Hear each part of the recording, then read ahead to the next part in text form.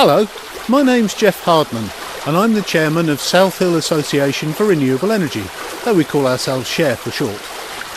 I'd like to take a few minutes of your time to explain a feasibility study we would like to undertake into hydropower and how we need you to help.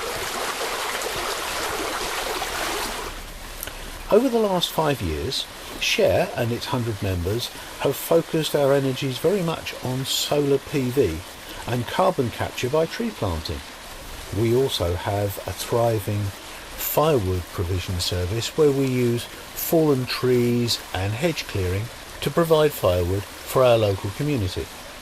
Since we were incorporated, we've installed domestic scale and industrial scale solar arrays and planted over 700 trees to capture some carbon.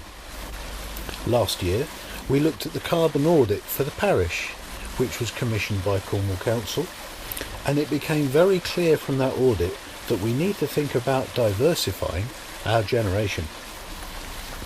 So we'd like to look to the future by revisiting some of the past.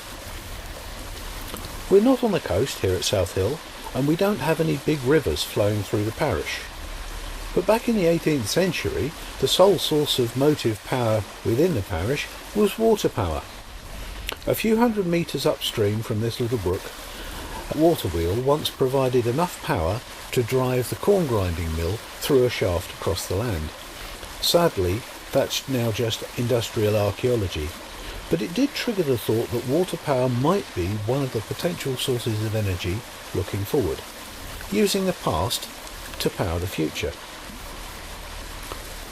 This little brook doesn't look very fast flowing at the moment, but in the winter it can get quite fierce. So the question we asked ourselves was, is it actually big enough to provide a sensible flow of water that we could use for hydroelectricity? Is it big enough to be a useful source of energy for tomorrow? Well, that's what the study is aiming to find out. We need two things to get power from water. One is called height, and that's simply how far the water falls, and the other is flow, quite simply how much water there is available to run down that height and provide the motive power. It's this latter thing that we don't know. It's not easy to get from tables, and you certainly can't look it up on the internet. So what we'd like to do is a feasibility study into the availability of water in this little brook to see whether, by careful use of the geography around here, we can channel it to form a sensible quantity of energy that we can run through a turbine to power local properties. The first step is just simply answering that question: how much water cascades over a weir, and you simply measure the height of the crest of the wave over the weir.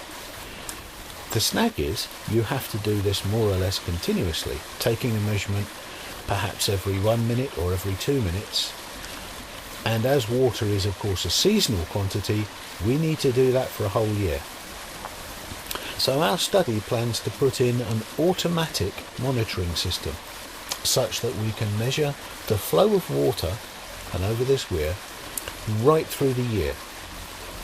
As you can see, it doesn't look very strong at the moment, but come February, March and April, just those times when the solar PV are perhaps not working at their strongest, that's when we will have our most water power. Once we have that data, and it will take us a year to collect, we can do a study into the feasibility of putting in a micro turbine. These are environmentally friendly and quite inobtrusive devices, not much bigger than a decent sized lawnmower, that you can put away quietly in a little shed in the countryside such that you'd never know they're there. Your favourite National Trust properties may well have one. Our local National Trust property at Cotehill uses just such a system. But first things first, we need to do the study, and for that we need some help with the funding. The monitoring equipment is fully automatic and connects to a database in the cloud via the 4G phone network. We'll have a little transmitting station mounted out of the way of the cattle. We are in rural Cornwall after all. transmitting to the cloud via the mobile phone network, and it'll take a measurement every minute or so for the whole of the year. But all of this takes funding to put in place. So we're asking for your help. We're asking for your help in funding the infrastructure necessary to undertake this study. And thank you for listening.